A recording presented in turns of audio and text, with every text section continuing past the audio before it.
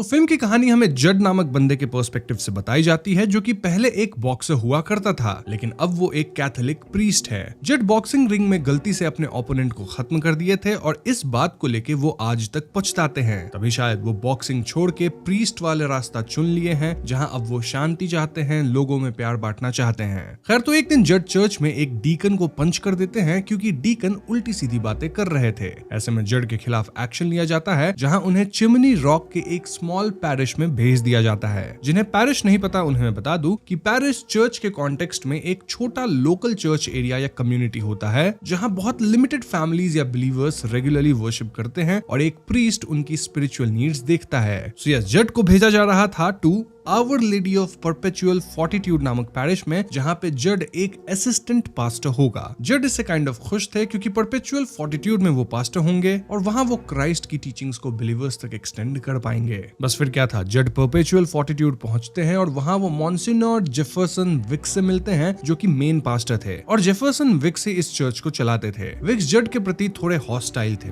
वो जड को उनका कॉन्फेशन लेने कहते हैं, फिर कॉन्फेशन में थोड़ी अभद्र भाषा का उपयोग करते हैं। ऐसा लग रहा था मानो विक्स को जड का यहाँ आना बिल्कुल पसंद नहीं आया था और वो जड को जानबूझकर काफी चिढ़ा रहे थे, भड़का रहे थे, गंदी बातें बोलते थे। अब दोस्तों, इस पॉइंट पे मैं आपको फिल्म के कुछ मेन कैरेक्टर्स के बारे में बता देता हूँ। सबसे पहले मार्था आती है, जो कि एक डिवोट चर्च लेडी है और वो विक्स की राइट हैंड है, जो कि हमेशा चर्च के कामों में विक्स की मदद करती हैं। चाहे चर्च के सप्लाईज इकट्ठा करने हो, अकाउंट बुक देखना हो, गाउन पहनाना हो विक्स को, डोनेशन मैनेज करना हो, म्यूजिक बचाना हो, इन शॉर्ट चर्च से रिलेटेड किसी भी तरह का हिसाब किताब अगर करना है तो उसे मार्था ही हैंडल करेगी। देन चर्च का एक गार्डनर है सैम, जो कि मार्था को पसंद करता है और वो मार्था के लिए कुछ भी कर सकता है। सैम को पीने की आदत हुआ करती थी, लेकिन मॉन्सिन्योर विक्स उसे हिम्मत दिए, सेइंग कि विक्स को भी पीने की आदत थी, लेकिन अगर वो अपना पीना छोड़ सकते हैं तो सैम भी छोड़ सकता है। इस बात से हिम्मत लेके सैम भी दारू को हाथ लगाना छोड़ चुका है। चर्च के प्रेमाइस में एक क्रिप्ट भी था, जिसके बाहर लाजरस डोर था। इस क्रिप्ट के डोर को खोलने के लिए कंस्ट्रक्शन इक्विपमेंट चाहिए होता है, लेकिन इस क्रिप्ट को अंदर से तोड़ा जा सकता है अगर आपको वो एग्जैक्ट जगह पता हो कि कहां मुझे प्रेस करना है। वैसे जिन्हें क्रिप्ट नहीं पता उन्हें बता दूं कि क्रिप्ट चर्च प्रेमाइस में बना हुआ एक इनक्लोज्ड रूम होता है, जहां यूजुअली डेड बॉडीज, टूम्स या इंपॉर्टेंट रिलीजियस फिगर्स के रिमेन्स रखे जाते हैं। इस क्रिप्ट के अंदर प्रेंटिस नामक इंसान की मृत शरीर है, जो कि विक्स के ग्रैंडफादर थे। प्रेंटिस मार्था के लिए किसी फादर फिगर से कम नहीं थे। अब इस चर्च में जहां एक बड़ा सा क्रॉस होना चाहिए, वो जगह खाली थी और विक्स उसे खाली ही रखते हैं। क्यों? क्योंकि ये उनके लिए एक रिमाइंडर है, एक साइन था रिप्रेजेंटिंग अ वुमन जो कि इसे तोड़ी थी। अब जो औरत इसे तोड़ी थी उसकी कहानी क्या है, वेल वो हमें मार्था के थ्रू पता लगेगा। दरअसल जब प्रेंटिस इस चर्च की स्थापना किए थे, तब उनकी एक बेटी थी नेम्ड ग्रेस। मार्था के हिसाब से ग्रेस बिगड़ी लड़की थी, जो कि ब्रांडेड छोटे कपड़े पहनती थी और वो एक ड्रिफ्टर द्वारा प्रेग्नेंट भी हो गई। ग्रेस को एक बेटा हुआ, who was none other than Wicks, जो कि करंटली चर्च चलाते हैं। अब दोस्तों, प्रेंटिस काफी अमीर थे और वो विक्स का फ्यूचर प्रोटेक्ट करना चाहते थे, इसीलिए उन्होंने ग्रेस को बोला कि अगर ग्रेस उनके रूफ के अंदर रहेगी, अपना जीवन ठीक ढंग से व्यतीत करेगी, देन विक्स को पालेगी, तो प्रेंटिस अपना फॉर्चून ग्रेस के नाम कर देंगे। उस दिन से ग्रेस हमेशा लाइन में रहने लगी और वो वेट करती रही कि कब प्रेंटिस खत्म होंगे। उसी दौरान मार्था छोटी बच्ची थी और प्रेंटिस मार्था को पसंद करते थे। वो कहते थे कि फॉर्चून या वेल्थ, ये पैसा होता है, वो ईव्स एप्पल की तरह है, जिससे अगर आप करप्ट हुए तो आपका डाउनफॉल होना लाजमी है। प्रेंटिस अपने परिवार को इस अमीरी के करप्शन से बचाना चाहते थे। मार्था प्रेंटिस को अपना लास्ट कम्युनियन लेते देखी थी, जिसके बाद प्रेंटिस इस हॉली अल्टर पे ही खत्म हो गए थे। उनके खत्म होते ग्रेस तुरंत लॉयर के पास जाके कहती है कि प्रेंटिस का सारा पैसा अब उसे मिलना चाहिए, लेकिन सरप्राइजिंगली प्रेंटिस के अकाउंट पे एक पैसा तक नहीं था। जी हाँ दोस्तों, प्रेंटिस बस एक बॉक्स और वीकेंड से छोटा सा केस जैसा कुछ छोड़ गए थे, जिसपे दूसरे लैंग्वेज में लिखा था look out for eaves Apple. इससे ग्रेस इतना गुस्सा हुई कि वो चर्च में आके सब कुछ तोड़ दी, सब कुछ गिरा दी, फाड़ दी, इंक्लूडिंग द क्रॉस। तभी ग्रेस के सामने छोटी मार्था आई, जो कि ग्रेस के कान में कुछ तो बोली और इससे ग्रेस छोटी मार्था पे ही अटैक कर दी थी। ग्रेस प्रेंटिस के टूम के पास चिल्लाते हुए खत्म हो गई थी ड्यू टू ब्रेन एन्यूरिज्म, और आज तक प्रेंटिस के खजाने या पैसों का कुछ पता नहीं लगा। सो यस, ये थी प्रेंटिस, उनके बेटी ग्रेस, ग्रेस के बेटे विक्स और मार्था की कहानी। अब दोस्तों, इस पॉइंट पे मैं आपको फिल्म के कुछ एडिशनल कैरेक्टर्स के बारे में बता देता हूँ, जो कि इस चर्च में रेगुलरली आते हैं। सबसे पहले आती है वेरा, जो कि एक लोकल अटर्नी है और वेरा के पिता विक्स के दोस्त दोस्त और ड्रिंकिंग बडी थे। वेरा के साथ उसका अडॉप्टेड बेटा साई रहता है जो कि पॉलिटिक्स में अपनी जगह बनाने की कोशिश में है, लेकिन वो उसमें बुरी तरह फेल हो रहा है। साई की कहानी कुछ ऐसी है कि जब वेरा काफी यंग थी, मतलब जस्ट लॉ स्कूल से पास करी थी, तो वेरा के पिता एक 10 साल के बच्चे को अपने साथ ले आए और वो कहने लगे कि आज से वेरा इस बच्चे को पाल पोस के बड़ा करेगी। ये बच्चा और कोई नहीं बल्कि साई था और टाउन के लोगों का मानना है कि साई एक्चुअली में वेरा का सौतेला भाई हो सकता है, यानी वेरा के पिता का नाजायज बच्चा। तब से साई की देखभाल वेरा ही कर रही है और साई अब बड़ा हो चुका है और उसका एटीट्यूड थोड़ा थैंकलेस है। खैर, अगला कैरेक्टर है नैट, जो कि टाउन का लोकल डॉक्टर है जिसकी जिंदगी सिर्फ अपनी पत्नी डार्ला के इर्द गिर्द घूमती थी। लेकिन पिछले हफ्ते ही डार्ला नैट को छोड़ दी फॉर सम अदर गाय और वो इनके बच्चे भी साथ लेके चली गई। डार्ला नैट को इसलिए छोड़ी क्योंकि नैट बहुत अमीर और बहुत सक्सेसफुल नहीं था, मतलब एवरेज था, और इस पॉइंट पे नैट अपनी वाइफ को वापस पाने के लिए कुछ भी करेगा। फिलहाल वो काफी पीने लग गया है बिकॉज ऑफ ऑल दिस। अगला कैरेक्टर है ली, जो कि एक साइंस फिक्शन राइटर है और वो काइंड ऑफ सेलिब्रिटी है। ली की कुछ किताबें फेमस हुई थी और 10 साल पहले वो न्यूयॉर्क से इस शहर में आया था to connect with Wicks and his church. तब से ली कुछ खास नहीं लिखा है, इनफैक्ट उसकी किताबें भी अब उतनी नहीं बिकती है। ऑल्दो ली यहाँ विक्स पे एक किताब लिख रहा है जहाँ वो विक्स की टीचिंग और अपनी आइडियाज को मिला रहा है। Now next character is Simone, जो कि टाउन में नहीं है और वो एक वर्ल्ड क्लास चेलिस्ट थी, मतलब वो चेलो बहुत अच्छा बजाती थी। लेकिन 5 साल पहले सिमोन को रिटायर होना पड़ा क्योंकि उसके नर्व में क्रॉनिक दर्द हुआ और अब दर्द इतना है कि वो व्हील चेयर पे ही बैठी रहती है। हालांकि सिमोन थोड़ा उठ के खड़ी हो सकती है, हल्का फुल्का चल सकती है, लेकिन इससे उसे बहुत ज्यादा दर्द होता है और इसीलिए अब वो विक्स के चर्च के साथ कनेक्टेड है to heal herself. Simone Wicks में मानती है और उसे भरोसा है कि विक्स उसे हील कर देगा। नाउ कमिंग टू विक्स, उसका चर्च चलाने का अंदाज थोड़ा अलग है। वो चर्च में हर न्यू कमर के कन्फेशन को सुन के उस पे पब्लिकली बोलने लग जाता है। आई मीन किसी को पॉइंट आउट नहीं करता, लेकिन लोगों के बारे में गंदी हर्टफुल बातें बोलता है। और यही वजह है कि चर्च में ज्यादा लोग आते नहीं हैं, क्योंकि लोग सोच के कन्फेशन करते हैं, अपनी डीपर सीक्रेट्स बताते हैं और विक्स उसे पब्लिक में उछाल के बैश करता है, जो कि ऑफ कोर्स लोगों को पसंद आएगा नहीं। विक्स का अंदाज ऐसा ही है, जहां वो लोगों के सहने की क्षमता को टेस्ट करता है, उन पे वर्बली अटैक करता है एंड इन जनरल विक्स का भाषण काफी भड़कालू और अग्रेसिव होता है। विक्स की सोच भी काफी ज्यादा ऑर्थोडॉक्स है। जड इस तरीका को सही नहीं मानता क्योंकि उसके हिसाब से क्राइस्ट अटैक नहीं करते बल्कि हील करते हैं और सारे प्रीस्ट को वही रास्ता फॉलो करना चाहिए। ऐसे में जड एक दिन चर्च के कोर ग्रुप को, यानी वही लोग जिनको मैंने अभी इंट्रोड्यूस किया है, उन्हें अपने साथ बात करने बुलाता है और ये चीज किसी को पसंद नहीं आती, इंक्लूडिंग मार्था। सब कहने लगते हैं कि जड विक्स के खिलाफ जा रहा है और विक्स के कोर ग्रुप को भड़का रहा है। मार्था जड पे सबसे ज्यादा भड़कती है और बातों बातों में जड कहता है कि अगर मार्था को विक्स पे इतना ही भरोसा है तो अपने डीपेस्ट डार्केस्ट सीक्रेट को विक्स के साथ शेयर क्यों नहीं करती। ये सुन के मार्था अपनी लॉयल्टी प्रूव करने के लिए उसी वक्त विक्स के पास जाती है और अपनी एक डीपेस्ट सीक्रेट उससे शेयर कर देती है, मतलब कन्फेशन करती है। हम देखते हैं कि ये सीक्रेट सुन के विक्स काफी हिल गए थे। खैर, विक्स अपना रेगुलर खेल खेल ही रहे थे, जहां वो जड के सामने कुछ गंदे कन्फेशंस करके उसे भड़काते रहते थे और जड भी कहने लग गया था कि कैसे वो विक्स के तौर तरीकों को सही नहीं मानता। ऐसे में विक्स एक दिन जड को पंच भी करते हैं और वो फिर से नए तौर तरीकों को लेके भड़कीली बातें बोलते हैं। हम ये भी समझ पाते हैं कि साई हमेशा अपने फोन में रिकॉर्डिंग्स करता रहता है, मतलब विक्स के स्पीच को रिकॉर्ड करता है और ये भड़कीला भाषण वो यूट्यूब पे डालता है फॉर हिज पॉलिटिकल मोटिव्स। उसका अपना एक यूट्यूब चैनल है, ऑल्दो उस चैनल पे या उसके वीडियोस पे उसे 100 व्यूज भी ढंग से नहीं आते हैं। खैर, उस रात विक्स अपने कोर ग्रुप को बुलाकर कुछ तो चिल्ला चिल्ला के बोल रहे थे जब जड वहां पहुंचते हैं। जड के आते सभी लोग जड को घूर के देखते हैं और विक्स जड पे एक किताब फेंकता है। जड को ऐसा लगता है कि सब उसके अगेंस्ट ही बात कर रहे थे और ऐसे में जड यहाँ अकेला फील करने लग गया था। वो तुरंत लोकल बार में जाता है और वहाँ के लैंप से वुल्फ शेप का एक हुक होता है ना, हेड, वो निकालता है। देन वो वापस चर्च पे जाता है और ये वुल्फ हेड जो था वो चर्च पे फेंकता है, जिससे चर्च का एक शीशा टूट जाता है। खैर, अगले दिन चर्च में विक्स अपने कोर ग्रुप के सामने अपना भाषण देते हैं, जिसके बाद जड पोडियम पे कुछ बोलने जाता है। तभी जड को विक्स के गिरने की आवाज आती है और जड पाता है कि स्टेज के बगल वाले स्मॉल क्लोजेट रूम में ही विक्स गिरे पड़े थे। जड तुरंत वहां जाता है और वो पाता है कि विक्स खून से लथपथ थे। जी हाँ दोस्तों, इनफैक्ट विक्स के बैक में एक चाकू से मारा गया था और उसका हेड वही वुल्फ हेड हुक था जो कि पिछली रात जड चर्च में फेंका था। जस्ट दैट इसका कलर लाल हो चुका था। विक्स खत्म हो चुके थे और ये देख सभी का शक सीधा जड पे जाता है, क्योंकि स्टेज पे सिर्फ विक्स और जड थे।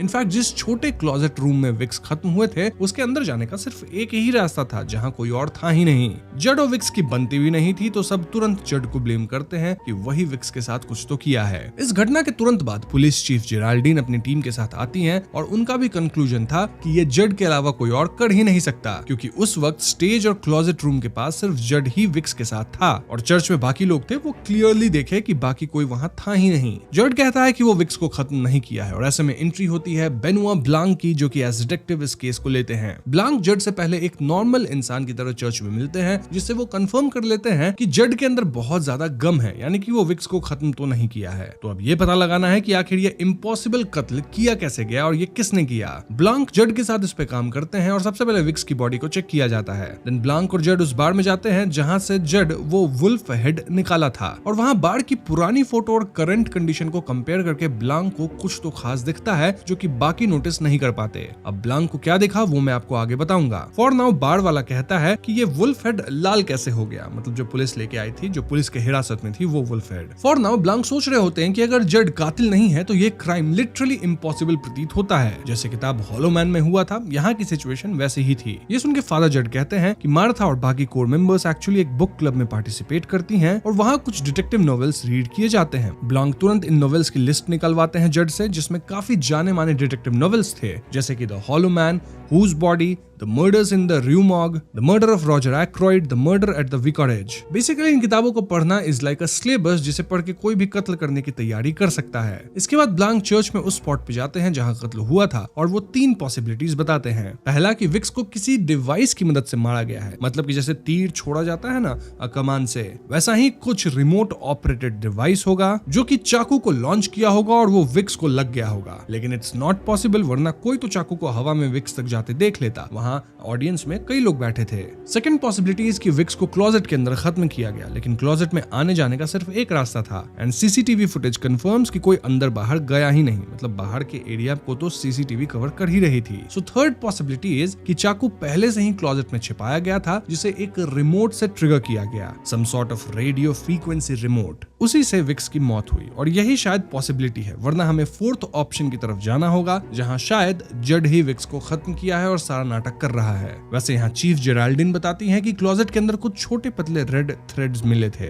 खैर इसके बाद जड सीधा सैम के पास जाते हैं जहां जड थोड़ा फ्रस्ट्रेटेड थे क्योंकि मार्था और बाकी कोर मेंबर्स उसे ही कातिल मान रहे थे। सैम बताता है कि कत्ल के वक्त उसकी एक गेम ब्रॉडकास्ट रिकॉर्ड हो रही थी जिसे वो टेप कर लिया है। ये सुनकर जड सोचता है कि अगर थर्ड पॉसिबिलिटीज है जहां कत्ल एक radio signal controlled remote device से किया गया है, तो वो रेडियो सिग्नल सैम के वीसीआर टेपिंग से इंटरफेयर करा होगा और उस पॉइंट पे फुटेज थोड़ी सी डिस्टर्ब हुई होगी। बस फिर क्या था, जड उसके टेप को लेके जाते हैं और वाकई में एक पर्टिकुलर टाइम स्टैम्प पे टेप में डिस्टर्बेंस थी। इस टेप की टाइमिंग साई के फुटेज की टाइमिंग से मिलाया जाता है। साई एक्चुअली कत्ल वाले दिन चर्च में रिकॉर्डिंग कर रहा था ऑफ द एंटायर सेशन, तो वहां भी कुछ टाइम स्टैम्प्स थे। तो जब ये दोनों टाइम स्टैम्प्स मिलाया जाता है तो इससे पता चलता है कि radio signal controlled remote device को विक्स के खत्म होने के थोड़ी देर बाद ट्रिगर किया गया था, लाइक कुछ सेकंड्स बाद। ना ये कैसे पॉसिबल हो सकता है, क्योंकि अगर चाकू इसी डिवाइस से लॉन्च किया गया था तो विक्स पहले कैसे खत्म हुए और सिग्नल उनके खत्म होने के कुछ सेकंड बाद क्यों आया। इस डिस्कवरी से केस और भी उलझ जाती है। इस पॉइंट पे ब्लांक जड को कत्ल वाले दिन की सारी डिटेल्स एक डायरी में लिखने कहते हैं।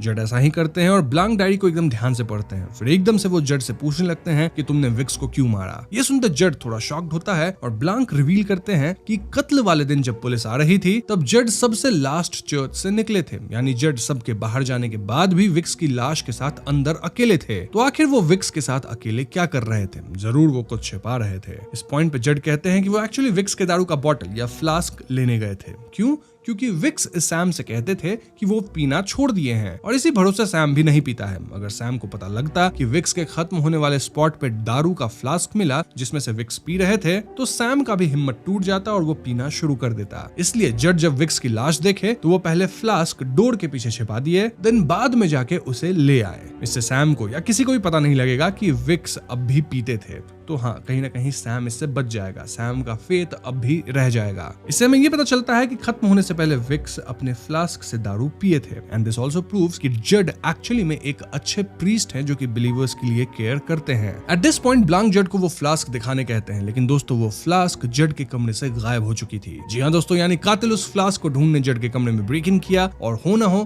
कत्ल में उस फ्लास्क का इस्तेमाल जरूर किया गया है। खैर अगले दिन क्रिप्ट को खोला जाता है और विक्स की लाश को क्रिप्ट में बंद कर दिया जाता है। देन फिर से स्क्रिप्ट को लॉक किया जाता है। इस इवेंट के बाद ब्लांक और जड बाकी कोर मेंबर्स और मार्था से सवाल करने लगते हैं कि उस रात ये विक्स से क्या बात कर रहे थे जब जड आया था और विक्स उस पे किताब फेंका था। सब बात घुमाने लगते हैं कि तभी साई आता है और वो कहता है कि वो पूरा सेशन रिकॉर्ड किया है जो कि वो ब्लांक और जड को दिखा सकता है। ये सुनकर सभी के चेहरे का रंग उड़ जाता है और ब्लांक एंड जड तुरंत साई को एक कमरे में ले जाते हैं और कमरे को अंदर से लॉक करते हैं। देन ये लोग फुटेज देखना शुरू करते हैं, वहीं बाकी लोग दरवाजा पीट रहे थे। तो विक्स के उस मीटिंग में काफी खतरनाक बातें हुई थी। शुरुआत होती है वेरा से, जो कि उस मीटिंग में रिवील करती है कि साई एक्चुअली में विक्स का बेटा है जिसे आज तक वो पाल रही थी। जी हाँ दोस्तों, विक्स जो कि अपनी माँ ग्रेस के चरित्र तक के बारे में गंदी बातें बोलता था, उसका खुद का एक बेटा है who is none other than Cy. Vera को ये बात एक फर्म द्वारा मालूम पड़ा जहाँ विक्स साइन किए थे कि साई के बायोलॉजिकल फादर वही हैं। इस बात पे ग्रुप में झगड़ा शुरू होता है, लेकिन वेरा के अलावा सभी काइंड ऑफ अब भी विक्स के ही पक्ष में थे। इनकी बहस को सुन के विक्स कहते हैं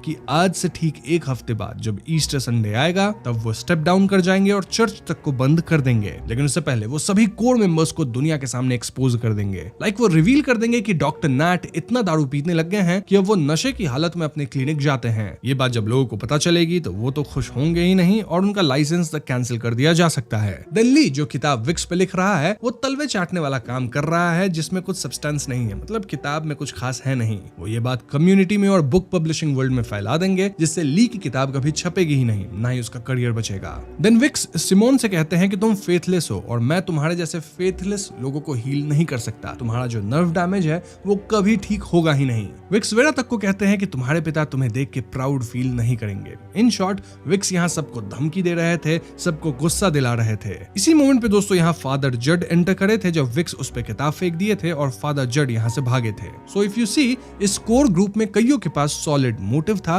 कि वो विक्स को खत्म कर दे। नाउ प्रेजेंट में जड साई से पूछता है कि आखिर विक्स अपने कोर ग्रुप को ही क्यों धमकाए, और साई कहता है कि उन्हें साई ही ऐसा करने को कहा था। साई को जब पता लगा कि विक्स उसके पिता हैं, मतलब इस मीटिंग से कुछ ही घंटे पहले साई को पता लगा था, तो साई विक्स से मिलने गया और वो प्लान किया कि वो विक्स के साथ मिलके, मतलब अपने पिता के साथ मिलके एक पॉलिटिकल एम्पायर खड़ा करेगा जिसके फेस विक्स ही होंगे। और क्योंकि विक्स भाषण देने में तो तेज है ही, खास करके वो भड़कीला भाषण बहुत अच्छा देते हैं, तो शायद लोग उनसे कनेक्ट करें और विक्स फ्यूचर में देश के प्रेसिडेंट तक बन जाए। इफ इन्हें इस पाथ पे चलना है तो विक्स को ये जो कोर ग्रुप है ना उसे अपने आप से अलग करना होगा, क्योंकि ये कोर ग्रुप सिर्फ लीचेस की तरह है जो कि विक्स को स्लो डाउन करेंगे, इसलिए इन्हें भड़का के दूर करना बेहतर है। यही वजह है दोस्तों कि विक्स उस रात अपने कोर ग्रुप के सभी मेंबर्स को भड़का रहे थे, खुद भी स्टेप डाउन करने की बात कर रहे थे। But the question here is कि अगर विक्स पॉलिटिक्स में साई के साथ जाते हैं तो उनके पॉलिटिकल मोटिव को फंड कौन करेगा? वेल, इस पे विक्स कहते हैं कि उन्हें अपने दादाजी प्रिंटिस का फॉर्चून मिल गया था जिससे पूरा पॉलिटिकल कैंपेन आराम से फंड हो जाएगा। साई बताता है कि अब तो विक्स खत्म हो गए, लेकिन प्रिंटिस के खजाने के बारे में वो साई को कुछ भी नहीं बताए थे।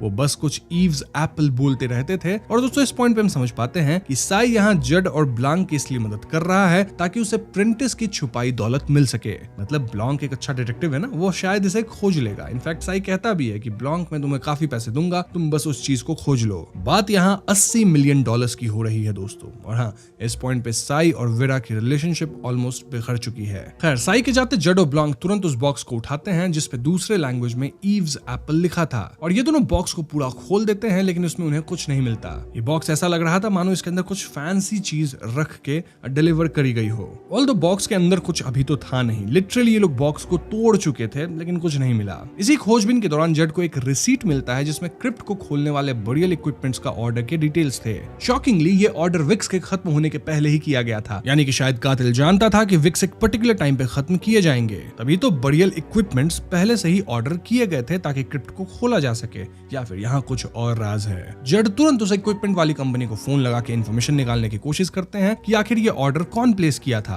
कंपनी से लुइस फोन उठाती है जो कि बताती है कि वो डिटेल्स फाइंड आउट करके शाम तक बताएगी। बात के दौरान ही लुइस फादर जड के साथ अपनी पर्सनल प्रॉब्लम शेयर करने लगती है, क्योंकि फादर जड चर्च के प्रीस्ट हैं और फादर जड कॉल पे ही लुइस की काउंसलिंग शुरू कर देते हैं। काफी देर बातचीत करने के बाद फादर जड ब्लांक से कहते हैं कि वो अब इस केस को सॉल्व करने में इंटरेस्टेड नहीं है, क्योंकि उनका काम केस सॉल्व करना नहीं, रादर लोगों की मदद करना है। ब्लांक जड को रोकने की कोशिश करते हैं, लेकिन जड यहाँ से निकल लेते हैं। जड के जाते चीफ जेरल्डीन आती है जो कि कहती है कि इस केस को हमने जल्द ही निपटाना होगा, और अब तक फादर जड ही प्राइम सस्पेक्ट है। क्यों? क्योंकि वही विक्स के साथ क्लोजेट में अकेले गए थे और वही विक्स को खत्म किए होंगे। दूसरी तरफ फादर जड चर्च के क्रिप्ट की तरफ जा रहे होते हैं, जहां एकदम से वो देखते हैं कि क्रिप्ट टूटता है और अंदर से विक्स निकलते हैं। जी हाँ दोस्तों, जड को अपनी आंखों पे भरोसा नहीं होता और तभी एक दूसरा बंदा लालटेन लिए आता है। देन विक्स जंगल की तरफ जाते हैं और वहाँ विक्स और उस लैंटर्न लिए बंदे के बीच हाथापाई हो जाती है। जड दौड़ते हुए लड़ाई रोकने जाते हैं और ये सब पास के जंगल वाले एरिया में हो रहा था। वहाँ जड फिसल के गिरते हैं। जैसे ही जड जंगल के अंदर जाते हैं, कोई तो उन्हें मुक्का मारता है और आगे जड को सिर्फ फ्लैशेस दिखती हैं जहाँ विक्स थे और जड के हाथ में चाकू था। जड बेहोश हो जाते हैं और जब जड की आंख खुलती है तो उनके हाथ में चाकू था और उसी चाकू से सैम को खत्म किया गया था। जी हाँ दोस्तों, इस पॉइंट पे जड को लगने लगता है कि शायद वही सैम को खत्म किए हैं और ऐसे में जड भागते हैं।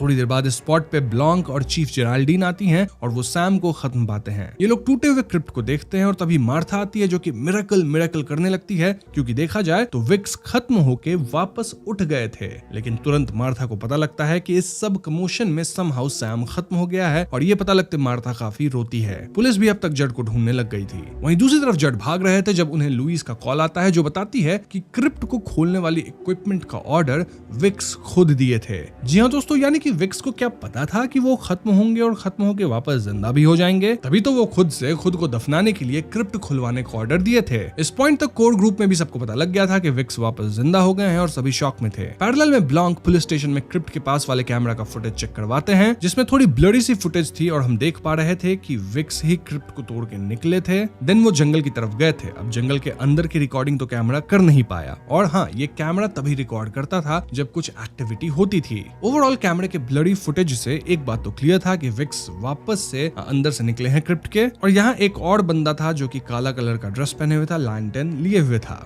बट द क्वेश्चन इज कि यहाँ सैम कब आया और उसे कौन खत्म किया गया? क्या वो काले क्लोक वाला बंदा, लैंटर्न वाला बंदा सैम ही था? ये सब हम व्यूअर्स के दिमाग में चल ही रहा होता है कि तभी पुलिस स्टेशन में जड आते हैं जो कि अपने आप को सरेंडर करने आए थे, क्योंकि जड को लग रहा था कि उनके हाथों ही सैम खत्म हुआ है। लेकिन इससे पहले कोई पुलिस वाला जड को देखता, ब्लैंक उन्हें खींच के अपने कार में ले जाते हैं और सीधा डॉक्टर नैट के घर पे जाते हैं। नैट के घर के बेसमेंट में एक बाथ टब था जिसमें एसिड भरा हुआ था और विक्स की लाश वहां थी दोस्तों, जिनका हाथ उस एसिड वाले बाथ टब में था। एसिड को ड्रेन करने पे अंदर एक और लाश निकलती है जिसकी सिर्फ हड्डी बची थी। इस पॉइंट तक केस पूरी तरह से कॉम्प्लिकेटेड हो चुका था, लेकिन ब्लॉन्क को पता चल चुका था कि कातिल कौन है। ब्लॉन्क को यहाँ एक सेडेटिव की छोटी सी बोतल भी दिखती है जिसकी हाई डोज से इंसान खत्म भी हो सकता है। खैर, तो इसके बाद ब्लॉन्क, जड, चीफ जेराल्डीन, मार्था और कोर मेंबर्स चर्च में आते हैं जहां ब्लॉन्क सारे राज खोलना शुरू करते हैं। वैसे मैं बता दूं कि कोर मेंबर्स में से डॉक्टर नैट यहाँ नहीं थे। सो ब्लॉन्क बताते हैं कि जिस दिन विक्स खत्म हुए थे उस दिन क्लोजेट में जाने के बाद वो खत्म नहीं हुए थे, रादर सिर्फ बेहोश हुए थे। कैसे? कोई उनके दारू वाली फ्लास्क में सेडेटिव मिला दिया था जिसे पीकर वो गिर गए। उनके गिरते फादर जड अंदर गए और वो देखते हैं कि विक्स के बैग से खून निकल रहा था। दरअसल वो विक्स का खून नहीं था, रादर रेडियो सिग्नल से ट्रिगर किया एक मैकेनिज्म था जिससे ये खून बाहर निकला, जिससे सबको लगा कि वो विक्स का खून है। मतलब पहले से वहां पे एक ऐसा मैकेनिज्म सेट किया गया था उस वुल्फ वाले हेड में कि बटन दबाने से उसके अंदर से नकली खून निकलेगा। और जहां तक बात है कि विक्स गिरे क्यों थे, तो ऑफ कोर्स वो सेडेटिव लेके बेहोश थे। तो जब जड विक्स को अंदर देखने गए थे तब तक विक्स एक्चुअली में जिंदा थे और इससे पहले जड कुछ भी चेक कर पाते, डॉक्टर नैट आके चार्ज लिए और किसी को ज्यादा चेक करने नहीं दिए। अब ब्लॉन्क याद दिलाते हैं कि जिस बार से जड को वो वुल्फ हेड मिला था वहां वैसे 2 लैंप्स थे और दोनों पे वुल्फ हेड थे, लेकिन बाद में वहां दोनों लैंप्स के वुल्फ हेड्स गायब थे। बार वाला बोला था कि मर्डर वाला वुल्फ हेड रेड पेंटेड था जबकि ओरिजिनल वुल्फ हेड पेंटेड नहीं था। तो कातिल इस वुल्फ हेड को पेंट क्यों किया होगा? ताकि उस वुल्फ हेड को पहले से ही विक्स के गाउन में डाल दिया जा सके और गाउन का सीम कलर रेड था तो उसके साथ ही मैच करना होगा। जी हाँ दोस्तों, तभी तो क्लोजेट के अंदर कुछ रेड थ्रेड्स भी मिले थे, क्योंकि इन्हीं थ्रेड से उस हेड को गाउन के अंदर सिला गया होगा। तो हाँ, इस तरह से आप समझ गए कि कैसे विक्स को बेहोश किया गया, देन कैसे उस हेड के अंदर से खून वहां निकाला गया एक रेडियो सिग्नल, एक रिमोट डिवाइस की मदद से। इस पॉइंट पे विक्स बेहोश पड़े हैं और सबका ध्यान इधर उधर हो रहा है, तो डॉक्टर नैट सबको इधर उधर करते हैं और वो सिला हुआ वुल्फ हेड हटा लेते हैं। उसी से वहां पे रेड थ्रेड्स मिले थे जो कि टूट के निकल गए होंगे। देन नैट ही चाकू से विक्स को खत्म किए उसके बाद और फिर वुल्फ हेड चाकू में लगा के वहां से निकल लिए। इसलिए दोस्तों, जब रेडियो सिग्नल को टाइम स्टैम्प से कंपेयर किया गया था तो ये सिग्नल विक्स के गिरने के कुछ देर बाद का था, क्योंकि रेडियो सिग्नल से नकली खून निकालने का काम किया गया था, ना कि चाकू चलाने का। प्लान में बस प्रॉब्लम ये हुआ कि नैट को अब विक्स का दारू वाला फ्लास्क भी निकालना था, मतलब जिसमें बेहोशी की दवा मिलाई गई थी, लेकिन उस फ्लास्क को तो जड पहले ही डोर के पीछे छिपा दिए थे। जड इसे क्यों छिपाए थे वो तो मैं आपको बता चुका हूँ, और बाद में जड वापस जाके इस फ्लास्क को ले लिए। इसलिए जड के रूम से इस फ्लास्क को कातिल बाद में निकाला, क्योंकि काइंड ऑफ ये एक क्लू था। ओवरऑल ब्लॉन्क यहाँ सबको क्लियरली बता देते हैं कि विक्स का इम्पॉसिबल कत्ल कत्ल कैसे पॉसिबल किया गया था, और ये कत्ल और कोई नहीं बल्कि डॉक्टर नैट ही किया था। बट द क्वेश्चन इज कि अगर कातिल डॉक्टर नैट है तो फिलहाल वो कहाँ है? देन वो क्यों विक्स को मारे, और विक्स वापस कैसे जिंदा हुए? देन जिंदा होके वापस खत्म भी कैसे हो गए? और फिर सैम को कौन मारा? देखो बहुत सारे सवाल है, और ये सवाल सुन के ब्लॉन्क ऐसे एक्ट करते हैं एज इफ उन्हें इन सवालों का जवाब नहीं पता, लेकिन दोस्तों उन्हें सब कुछ पता था। इनफैक्ट वो मार्था की तरफ देखते हैं। साई ये सब कुछ रिकॉर्ड कर रहा था और वो काइंड ऑफ खुश होता है क्योंकि वो अपने पॉलिटिकल कैंपेन में कह पाएगा कि विक्स रिजरेक्ट हो गए हैं एंड ऑल दैट। ली को भी अपने किताब के लिए सॉलिड मटेरियल मिल गया था। सबके अलग रिएक्शंस थे, और सबके जाने के बाद मार्था ब्लॉन्क के पास आती है और वो फाइनली रिवील करती है कि ये सब कुछ उसका प्लान था। ऑफ कोर्स ब्लॉन्क को तो ये पता ही था, स्टिल मार्था यहाँ कन्फेशन देती है इन फ्रंट ऑफ फादर जड। तो कहानी तब से शुरू होती है जब प्रिंटिस जिंदा थे और मार्था छोटी बच्ची थी। प्रिंटिस अपने जायदाद की एक फूटी कौड़ी अपनी बेटी ग्रेस को नहीं देना चाहते थे, और इसके लिए वो एक प्लान बनाए। वो अपनी पूरी वेल्थ को एक जगह एकत्रित करते हैं और उससे एक बड़ा सा डायमंड बनवा लिए, और ये डायमंड दोस्तों उसी बॉक्स में आया था, वो जो ईव्स एप्पल वाला बॉक्स था। और उस बॉक्स को देख के ब्लॉन्क समझ गए थे कि इसके अंदर ही वो डायमंड आया होगा और वही शायद खजाना है। एनीवेज, तो जब प्रिंटिस को ये डायमंड मिला तो वो अपने लास्ट कम्युनियन के टाइम इस डायमंड को निगल लिए थे, जिससे वो खत्म हो गए। क्यों निगल गए? क्योंकि वो नहीं चाहते थे कि उनका खजाना किसी के भी हाथ लगे। अब ये डायमंड के निगल लेने वाली बात सिर्फ मार्था को पता थी, क्योंकि प्रिंटिस ये सब उसके सामने ही किए थे। मार्था एक काफी रिलीजियस बच्ची थी और वो प्रण ले लेती है कि वो ये बात किसी को नहीं बताएगी। मीनवाइल ग्रेस को पता लगा कि उसके नाम 1 रुपया भी नहीं आया तो वो आग बबूला हो गई। लेकिन ग्रेस वो ईव्स एप्पल वाला बॉक्स डिजाइन को देख के समझ गई थी कि जरूर प्रिंटिस अपना पूरा पैसा इस्तेमाल करके एक डायमंड बनवाए होंगे। उसी डायमंड को खोजते हुए ग्रेस पूरे चर्च को तोड़फोड़ करी थी, क्योंकि वो गुस्सा होकर तोड़फोड़ नहीं कर रही थी, रादर वो डायमंड खोज रही थी। बच्ची मार्था उस रात ग्रेस के कान में बोली थी कि ग्रेस को कभी भी डायमंड नहीं मिलेगा, और मार्था को पता है कि प्रिंटिस डायमंड को कहां छिपाए हैं। यही सुन के ग्रेस छोटी मार्था पे हमला की थी। खैर, इसके बाद ग्रेस खत्म हो गई और प्रिंटिस की बॉडी को क्रिप्ट में डाल दिया गया, जहां उनका बॉडी डिके हुआ और डायमंड उनके शरीर के अंदर ही क्रिप्ट के अंदर अब तक बंद था। ये सीक्रेट इतने सालों तक सीक्रेट रहा अंटिल उस दिन तक जब जड मार्था को कन्फेस करने के लिए चैलेंज किया टू विक्स। जोश जोश में मार्था अपना डीपेस्ट सीक्रेट विक्स को बता दी, यानी विक्स को डायमंड के बारे में पता चल गया। मार्था को लगता था कि भले विक्स थोड़े सनकी हैं, लेकिन वो एक अच्छे प्रीस्ट हैं। लेकिन दोस्तों विक्स खुद लालची निकले और डायमंड का पता लगते वो प्लान करने लगे कि वो क्रिप्ट खुलवा के डायमंड निकाल लेंगे। इसलिए तो वो क्रिप्ट खुलवाने के लिए इक्विपमेंट्स ऑर्डर कर दिए थे। देखा जाए तो प्रिंटिस की बात सही हुई कि ये कर्स्ड खजाना था जिससे किसी का भी ईमान हिल सकता था। तभी मार्था प्लान की कि वो विक्स को निपटा देगी। मार्था सोची कि वो खुद पहले उस डायमंड को चुरा लेगी और उसे हमेशा के लिए खत्म कर देगी, यानी कहीं फेंक देगी, ताकि कोई भी इस डायमंड को कभी ले ही ना सके, क्योंकि ये डायमंड लोगों को करप्ट करता है। वो एक ऐसा प्लान बनाई जिससे विक्स का खत्म होना होली मिस्ट्री बन जाए, जिसे कोई सॉल्व ही ना कर पाए। सो विक्स को खत्म करने के लिए वो डॉक्टर नैट की मदद ली। मार्था विक्स को वो गाउन पहनाई जिसमें वो वुल्फ हेड सिला हुआ था। एंड देन कत्ल कैसे हुआ ये तो मैंने आपको एक्सप्लेन कर ही दिया है। आगे के प्लान में क्रिप्ट के अंदर विक्स की लाश की जगह मार्था अपने लवर सैम को डाली, जो कि उसके लिए कुछ भी कर सकता था। सैम की मेकअप और ड्रेस बिल्कुल विक्स जैसी करी गई और प्लान ये था कि देर रात सैम उठेगा, डायमंड निकाल लेगा, फिर क्रिप्ट को अंदर से तोड़ के, मतलब उस खास जगह पे पुश करके तोड़ेगा, बाहर निकलेगा। और मार्था को पता था कि वहां एक कैमरा है जो कि मोशन को कैप्चर करता है, थोड़ी ब्लडी फुटेज आती है, तो इसमें ये सब चीज कैप्चर भी हो जाएगा और हम कह पाएंगे कि विक्स रिजरेक्ट हो गया। नाउ सैम जो कि विक्स के रूप में था, उसके सामने हम एक ब्लैक क्लोक और लैंटर्न लिए आदमी को भी देखे थे। वो और कोई नहीं बल्कि डॉक्टर नैट था, जिसे कैमरे में देख के ऐसा लगेगा कि वहां सैम था इन ब्लैक क्लोक, क्योंकि कैमरे में फेसेस तो दिख नहीं रहे थे। और फिर सैम बाद में बोलेगा कि हाँ मैंने विक्स को जिंदा होते देखा है। लेकिन दोस्तों यहीं पे मार्था का जो प्लान था वो कहीं ना कहीं फ्लॉप हुआ। दरअसल डायमंड देख के नैट करप्ट हो गया और वो सैम को खत्म कर दिया ताकि वो खुद डायमंड लेके उसे बेच ले। नैट सोचता है कि मार्था तो डायमंड को फेंक देगी, ये बर्बाद हो जाएगा, क्यों ना मैं ही इसे रख लूं, इससे मैं ही सारे पैसे कमा लूं, क्योंकि जो पैसा आएगा उससे नैट काफी अमीर बन जाएगा और उसके अमीर बनने के बाद शायद उसकी जो वाइफ थी वो उसकी जिंदगी में वापस आ जाए। तभी सबके दौरान जड वहां आ गया था, जो कि अगेन प्लान के विपरीत हो गया। नैट जड को पंच करके बेहोश कर दिया और उसे ऐसे सुला दिया एज इफ जड ही सैम को खत्म किया होगा। यहाँ सैम अपने कपड़े बदल भी लिया था, अपने ओरिजिनल क्लोथ्स में था, खत्म भी हो चुका था सैम, जिसे नैट ही मारा, लेकिन जड को ऐसा लगेगा कि वो सैम को खत्म किया। नाउ जब मार्था को पता लगा कि सैम खत्म हो चुका है तो वो समझ गई कि नैट मार्था को धोखा दे दिया है,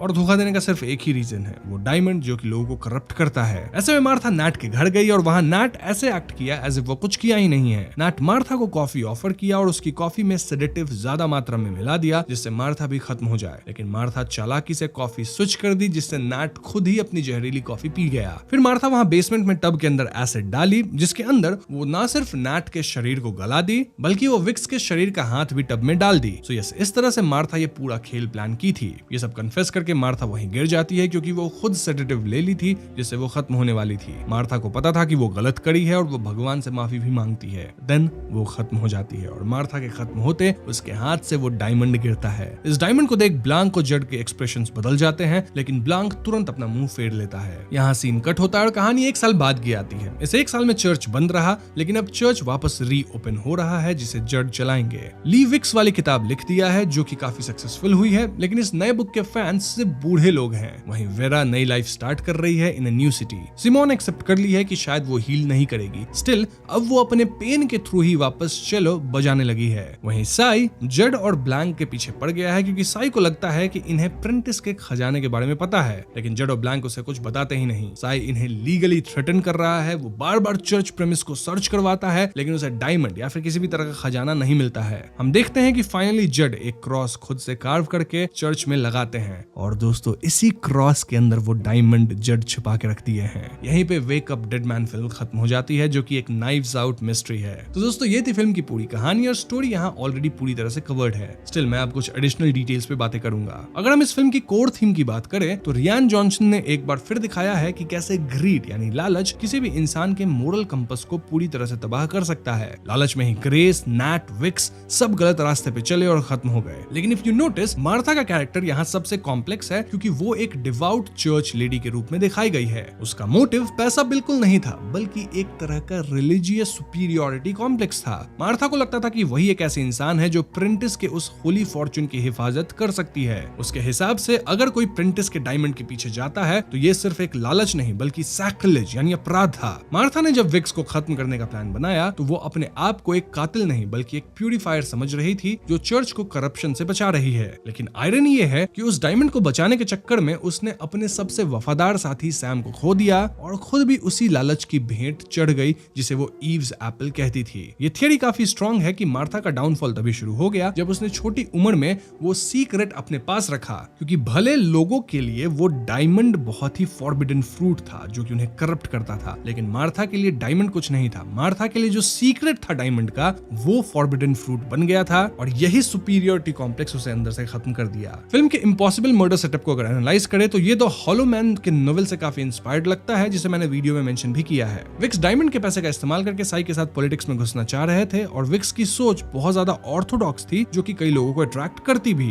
तभी तो विक्स एक हफ्ते में ही चर्च बंद करने वाले थे, लेकिन उससे पहले ही मार्था उसे खत्म कर दी। अपार्ट फ्रॉम दिस एक थ्योरी काफी पॉपुलर है कि फादर जड का बॉक्सिंग बैकग्राउंड सिर्फ एक कैरेक्टर ट्रेट नहीं था बल्कि वो उनके इनर स्ट्रगल को दिखाता है। एक तरफ फिजिकल वायलेंस है मतलब बॉक्सिंग और दूसरी तरफ स्पिरिचुअल पीस है यानी कि प्रीस्टहुड। एंडिंग में जब जड डायमंड को क्रॉस के अंदर छुपाते हैं तो वो दिखाता है कि उन्होंने उस ईव्स एप्पल को न्यूट्रलाइज कर दिया है, लेकिन वो डायमंड वही है जो फ्यूचर में किसी और के लालच को फिर से जगा सकता है। ट्रिविया की बात करें तो फिल्म का title wake up dead man दरअसल U2 के 1997 के एल्बम पॉप के एक गाने से लिया गया है जो कि काफी डार्क और रिलीजियस थीम वाला गाना है। रियान जॉनसन ने इस फिल्म में काफी सारे लिटरेरी रेफरेंसेस छिपाए हैं, जैसे कि वो वुल्फ हेड हुक जो दरअसल पुराने डिटेक्टिव नॉवेल्स में एक कॉमन ट्रोप होता था जहां कातिल अक्सर एनिमल थीम्ड ऑब्जेक्ट्स का इस्तेमाल करता था। देन इस फिल्म में दिखाया गया Our Lady of Perpetual Fortitude church का डिजाइन दरअसल एक लैबिरिंथ यानी भूल भुलैया जैसा है जो बेनुआ ब्लांक के केस सॉल्व करने के तरीके को मिरर करता है। एक और हिडन डिटेल ये है कि बेनुआ ब्लांक ने पूरी फिल्म में जो टाई पहनी है उसका पैटर्न ग्लास ओनियन की एंडिंग में दिखाए गए आग के पैटर्न से मिलती जुलती है और ये उनके पास्ट केसेस की एक सटल लिंक है। ईस्टर एग्स में सबसे बड़ा सरप्राइज है जोसेफ गॉर्डन लेविट का कैमियो जो रायन जॉनसन की हर फिल्म में होता है। कई बार वो इंसान के रूप में नहीं बल्कि पुराने बेल की आवाज में भी हो जाते हैं, लाइक चर्च के बेल की आवाज में या किसी बैकग्राउंड रेडियो अनाउंसर के रूप में हो सकते हैं और ये सब चीज फैंस अक्सर मिस कर देते हैं। साथ ही फिल्म में जो डिटेक्टिव नॉवेल्स की लिस्ट दिखाई गई है वो सभी लॉक्ड रूम मिस्ट्रीज के क्लासिक्स हैं जो रियल लाइफ डिटेक्टिव फैंस के लिए एक बड़ा ट्रीट है। एक इंटरेस्टिंग रेडिट थियरी ये भी है कि साई का कैरेक्टर दरअसल एक मॉडर्न डे ट्रोल को रिप्रेजेंट करता है जो हर चीज को रिकॉर्ड करके क्लाउड पाना चाहता है और ये जो कैरेक्टर है वो पुराने जमाने के क्लासिक कैरेक्टर से एकदम अलग है। एंडिंग में जब जड क्रॉस कार्व करते हैं तो वो एक बड़ा हिंट है कि शायद ये डायमंड अगले पार्ट में किसी नए मिस्ट्री का जरिया बनेगा, क्योंकि कभी ना कभी तो ये डायमंड खोजा जाएगा ही। Now if you look at Benoit Blanc, वो उस डायमंड को देख के इग्नोर कर दिए थे क्योंकि ज्यादा देर उसे देखो तो आप भी करप्ट हो सकते हो, आपके मन में भी लालच आएगा कि $80 मिलियन ले ही लिया जाए। और ये कहीं ना कहीं इस बात को भी प्रूव करता है कि बेनुआ ब्लांक हमेशा ट्रुथ की तरफ जाते हैं। वो ट्रुथ के भूखे हैं, उन्हें सच्चाई चाहिए, पैसा नहीं चाहिए। वेल्थ उनके लिए उतना मैटर नहीं करता।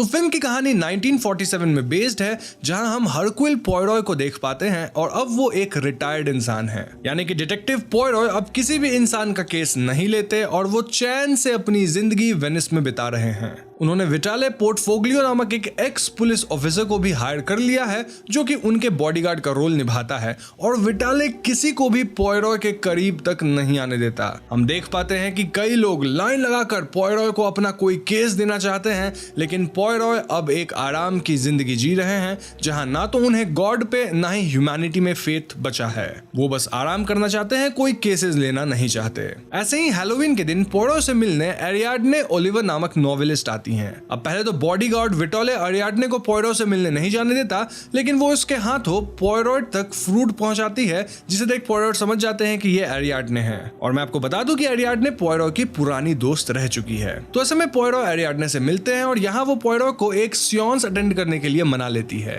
दरअसल ये सियोंस एक ओपेरा सिंगर रोवेना ड्रेक के पलाज़ो में परफॉर्म होने वाला था, जिसे जॉयस रेनॉल्ड्स नामक मीडियम करने वाली थी। अरियाडने का कहना था कि वो जानती है कि ये जो लोग भी मीडियम बनते हैं वो सब ढोंगी होते हैं, उनका सारा एक्ट फेक होता है, लेकिन वो जॉयस रेनॉल्ड्स के ट्रिक्स को पकड़ नहीं पाई है। ऐसे में वो भी कहीं ना कहीं मानने लग गई है कि जॉयस सचमुच में एक मीडियम है, यानी कि जॉयस मरे हुए लोगों से बात कर सकती है। इसीलिए वो पॉयरॉय के पास आई है, क्योंकि पॉयरॉय फेक चीजों को सेकंड्स में पकड़ लेगा। तो लेट्स टेस्ट हर। यहाँ नोट करने वाली बात यह थी कि अरियाडने आज तक 30 मर्डर मिस्ट्री टाइप नोवेल लिखी थी, जिनमें 27 बेस्ट सेलर्स रहे थे, एकदम टॉप ऑफ द चार्ट, लेकिन उसकी पिछली 3 नॉवेल्स पिट गई थी। खैर, यहाँ से हमें ओपेरा सिंगर रोवेना के बारे में भी बताया जाता है, साथ ही हम उनसे जुड़े कुछ कैरेक्टर्स के बारे में भी जान पाते हैं। दरअसल रोवेना की एक बेटी हुआ करती थी जिसका नाम अलिशिया था। रोवेना अलिशिया को अकेले बहुत लाड़ प्यार से पाली थी, और जब अलिशिया बड़ी हुई तब उसे एक अमेरिकन शेफ मैक्सिम जेरर्ड से प्यार हो गया। जल्दी अलिशिया और मैक्सिम एंगेज हो गए थे, लेकिन इसके कुछ ही समय बाद इन दोनों में थोड़ी अनबन होने लगी। ऐसे में इनका एंगेजमेंट टूट गया, जिसके बाद अलिशिया वापस रोवेना के साथ रहने अपने घर आई। तो इस सब के बाद अचानक से ही अलिशिया की तबीयत एकदम से बिगड़ गई, जहां वो खुद से बातें करती, हेलोसिनेट करती इत्यादि। उसे अपने घर यानी पलाज़ो में बच्चों के स्पिरिट्स दिखते थे, जो कि अलिशिया से बातें करते थे। तो इन्हीं हेलोसिनेशंस के बीच घिरी हुई अलिशिया एक दिन अपने घर के बालकनी से पानी में कूदकर अपनी जान दे दी। अब जो पलाज़ो अलिशिया का घर था, उसकी भी एक हिस्ट्री थी। सालों पहले यह घर एक ऑर्फनेज हुआ करता था, जहां डॉक्टर्स, नर्सेज और बच्चे रहते थे। उन दिनों शहर में एक प्लेग फैला, जिसके कारण कई लोग मारे जाने लगे। ऐसे में ऑर्फनेज के डॉक्टर्स और नर्सेज बच्चों को यहीं लॉक करके यहां से भाग निकले और बच्चे मारे गए। तो उन्हीं की आत्मा शायद इस पलाज़ो को आज तक हॉन्ट करती थी। स्पेशली इन बच्चों की आत्मा किसी भी डॉक्टर या नर्स को इस पलाज़ो में जिंदा नहीं छोड़ते। रोवेना का मानना था कि उन्हीं बच्चों की आत्मा अलिशिया से बातें करती थी, जिस वजह से अलिशिया ऐसा कदम उठाई। इनफैक्ट रोवेना को अलिशिया का एक्स फियांसे मैक्सिम जेरर्ड भी बिल्कुल पसंद नहीं था, क्योंकि रोवेना के मुताबिक मैक्सिम अलिशिया को इसलिए छोड़ा क्योंकि ये लोग बहुत अमीर नहीं थे। इनफैक्ट अभी अलिशिया को मरे 1 साल भी नहीं हुए हैं और मैक्सिम ऑलरेडी एक दूसरी लेडी के साथ है, जो कि बहुत अमीर है। तो अब जबकि आप ये बैक स्टोरी जान गए हैं, मैं आपको बता दूं कि आज हैलोवीन की रात है और रोवेना एक सियोंस ऑर्गेनाइज करी थी ताकि वो अपनी बेटी की आत्मा से बात कर सके। इस सियोंस को जॉयस रेनॉल्ड्स परफॉर्म करने वाली थी और पूरी प्रक्रिया में कई लोग शामिल होने वाले थे। रोवेना और जॉयस के अलावा यहाँ मैक्सिम भी होने वाला था। देन रोवेना की हाउसकीपर ओल्गा सेमिनॉफ होने वाली थी। देन रोवेना के फैमिली डॉक्टर लेस्ली फेरियर और उनका बेटा लियोपोल्ड। देन जॉयस की असिस्टेंट डेस्डेमोना हॉलैंड, और इन सब के अलावा नॉवेलिस्ट एरियाडने और डिटेक्टिव पॉयरॉय तो होंगे ही। अब ये सारे कैरेक्टर्स इंपॉर्टेंट है क्योंकि इन सब की कहानी आपको पता चलेगी। तो प्रक्रिया शुरू की जाती है जहां जॉयस मीडियम बनती है और वो तुरंत ही अलिशिया की स्पिरिट से कनेक्ट कर लेती है। उनके टाइपराइटर में अपने आप चीजें टाइप होती हैं, जो कि सपोजिटली अलिशिया के आंसर्स थे टू हर क्वेश्चंस। वहां कुछ असाधारण गतिविधियां होती है और जब जॉयस अलिशिया की स्पिरिट से पूछती है कि तुम्हें किसने मारा, तो टाइपराइटर पे एम लिख के आता है। अब एम का सीधा अर्थ मैक्सिम हो सकता है और ये सब देख वहां सभी लोग एकदम परेशान थे। कुछ कह रहे थे कि बाप रे, ये तो बहुत ही सुपरनैचुरल चीज है, इसे बंद करो। वहीं कुछ का कहना था कि ये सब तो बिल्कुल फालतू है, कुछ तो गड़बड़ है। लेकिन तभी पॉयरॉय ये सब नौटंकी रुकवाते जाते हैं। पॉयरो नोटिस कर लेते कि जॉयस का एक नहीं बल्कि 2 असिस्टेंट है।